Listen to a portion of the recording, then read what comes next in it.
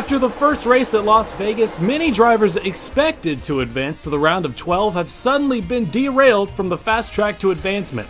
Now, let's be real, Las Vegas wasn't expected to be a wild card race by any means, considering the short track of Richmond and the brand new Charlotte Roval we have still coming up in this first round of the playoffs. It's a cookie cutter mile-and-a-half track, Las Vegas. I mean, really, what do we think was going to happen? Well, first, let's take in the conditions of the race. It was hot and grueling triple-digit temps in the Las Vegas desert in the dead of September. Definitely the first and most obvious challenge the drivers faced this past Sunday. The second being the fact that it's the first race of the playoffs, and a lot of the drivers towards the final stage had the checkers or wreckers sort of mentality that we see at this stage of the season. Possibly this was the reason we've only been coming here in the beginning of the schedule every year since the inaugural race in 1998. Sin City is hot and maybe wasn't the best experience for fans enduring the desert heat in the stands. Reporter Jeff Gluck even noticed seeing many fans had resorted to going under the stands during the race and into the shade so they didn't have to suffer the intense heat. Maybe Vegas should consider a roof over the stands, similar to what used to be on the backstretch of Darlington. I don't know how that would work out in today's construction, but I'm sure they could figure something out to, add some fans or some spray coolant or something to make it easier to sit there. The on-track product didn't reflect the harsh conditions, however, as we saw probably the most lead changes we've seen all year. I'm serious. And it happened at a mile-and-a-half track. Not to mention, Regan Smith managed to lead 10 of those laps of the green flag pit stop cycles. That's not really something you see every day. The playoff picture after this hot and slick race had changed dramatically, and maybe looked back upon as the most influential race of the season, championship-wise, if someone like Austin Dillon, Jimmy Johnson, or Alex Bowman advanced past the round of 16, 12, or potentially even round 8.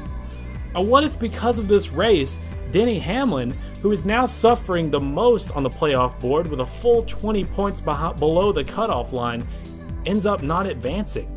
This may end up being Denny Hamlin's first full-time year in the Cup Series without a win.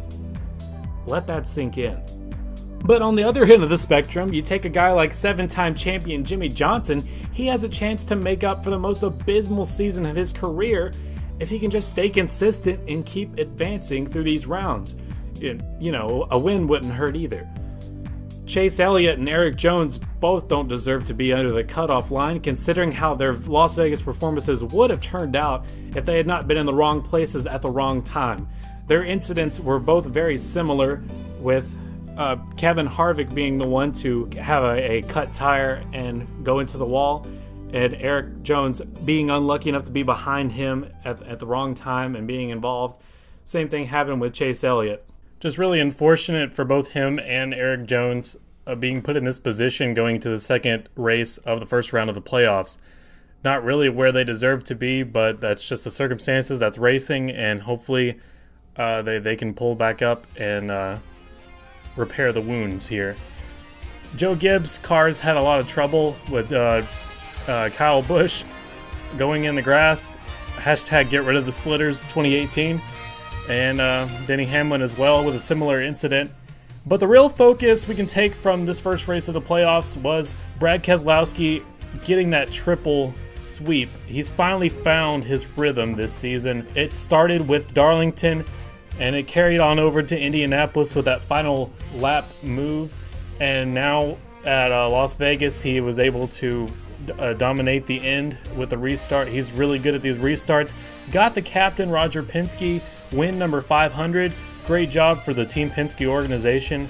Just hoping Ryan Blaney can show his prowess as well, or possibly Joey Logano can get some more wins. But Brad Keselowski with 3 wins in a row, he achieves what Kevin Harvick did earlier this season. Possibly we haven't seen the last of Brad Keselowski's recent dominance as he automatically moves on to the round of 12. We'll see what he can do there. This Saturday night we move on to Richmond. I unfortunately will not be able to watch the race at home. Try to see the race in some form or fashion and be there next week with takeaways as we head into the inaugural Charlotte Roval race the following weekend. Very excited for that. A lot of unknowns coming up here. Also, Dale Earnhardt Jr. will be making his return to the racetrack on the track. He's been in the racetrack, but in a car. He'll be in the Xfinity race at Richmond this Friday night. Looking forward to seeing that. Thank you for watching this video. Leave your comments below. What do you think about this round of 16 shakeup? How do you think, who do you think will make it into the round of 12? Do you think this shakes up the playoff picture? Tell me what you think below. Be sure to give this video a like and support the channel by subscribing if you haven't already. And follow me for the rest of the season and off-season news. So once again, thank you so much for clicking on this video. And until next time, this is William Crossland. Thanks for listening.